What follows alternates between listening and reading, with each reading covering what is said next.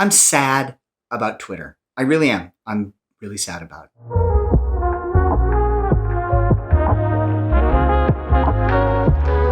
Everyone I know is looking at Musk and what he's doing, and they're laughing and laughing and laughing and laughing because this guy just set $44 billion of his own money on fire just because he wanted to be the star of Twitter. And I just find it amazing that for all the time that guy spent on the Bird app, he didn't realize that the one thing you don't ever want to be is the star of Twitter. That's never a good thing to be, regardless of how you do it. And every day, people find a new way to become the star of Twitter. You tweet something accidentally racist and then get on a plane and turn off your phone. Or you can get filmed yelling at a kid, or botch a really easy recipe, or be very obviously, hilariously wrong about something really simple that a lot of people online happen to care about. Or take what was once a decent to possibly good reputation of literally any kind and completely destroy it in the space of 1 or 2 sentences. Milkshake duck.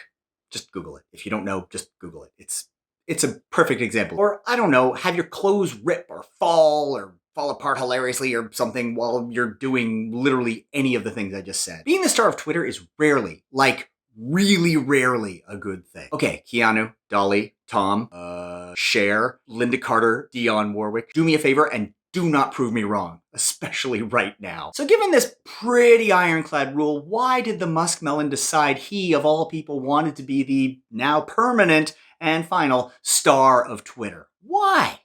Seriously, why? In an era of spectacular own goals by people who should at this point have enough experience in the public eye to really know better, this might be the biggest unforced error in the history of online culture. Like, seriously. Look, Twitter is going to go bankrupt. It's a given now. At this point, the writing is on the wall. The ship has already hit the iceberg. We're just waiting for the Titanic to sink here. Muskie has fired everybody, or at least everybody who's any good, and is now running around the empty offices just playing whack-a-mole with the wires and just seeing what happens. I mean, it is admittedly kind of funny to see the world's richest man set his entire fortune on fire just because he happened to edgelord a little too close to the sun. But honestly, I just find it sad. I'm not even talking about the people and communities who really rely on Twitter to have developed the sense of inclusiveness that they otherwise would never have had, like certain disabled communities or people in underserved areas where there isn't a viable other option for creating community and for communicating with each other, or people who live in Africa or other places where there just isn't a good second option for connecting with people. This whole otherwise hilarious debacle will really hurt a lot of people and put a lot of lives all around the world in danger. Who knows how many? We may never know because we just don't know. That's how bad this could be. Certainly, it's going to make a lot of lives worse, especially outside of North America and Europe, in places that really could use it. But let's forget about those groups for a moment. I mean, Elmo sure has. People loved to crap all over Twitter, saying it was deeply flawed, it was poorly run, it was full of bad actors and all of that.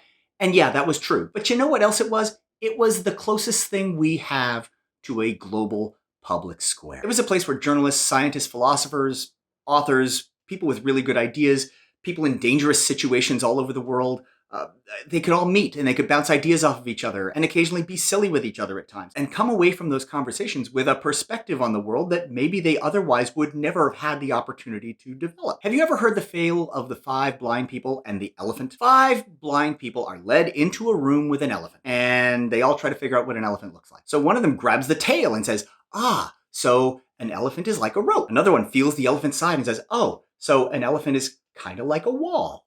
Okay, cool. Another one feels the elephant's belly and goes, so an elephant is like a canopy or like a covered bus stop or something. And another one feels the elephant's leg and goes, so the elephant is like a tree. Remember, these people can't see. That's what they're going on the information they have. And the last one feels the elephant's trunk and goes, okay, wow, this is weird. But if that's what an elephant is, then okay, could everyone leave so I could have 15 minutes alone with the elephant? Whenever we come upon a way, even accidentally, to have those 5 people get together and discuss what an elephant is, that helps all of them understand what the elephant is. And that's good for everybody. Twitter, for all its faults, was very much that particular kind of meeting place for a goodly number of people. And within the space of a few weeks, Muskie has torpedoed that place and is currently burning it to the ground. And no one can stop him. Is he doing it on purpose? I kind of think so. Or at least he's being egged on by people who would be happier if Twitter wasn't around. Like, say, people who have been banned from the platform, or who find semi-open and semi-free discussion about very certain ideas kind of not quite to their liking. Not that I'm naming names, but... So are there any other places that could perform that same function out here in online space? Well, sort of. I mean, there's Reddit, sort of. There's Tumblr, sort of. There's Facebook and Instagram, if that's your thing. There's Mastodon. It's an analog to, it's kind of half Twitter, half Facebook, half a lot of other things. Twitter is weird, but we learned how to use Twitter. We can learn how to use something else, and it looks like we're going to have to. Twitter was special, and while nothing lasts forever, especially online, and while Twitter could be a cesspool of negativity and, bad ideas and bad groupthink, I take no pleasure in watching it burn. It's just such a freaking waste.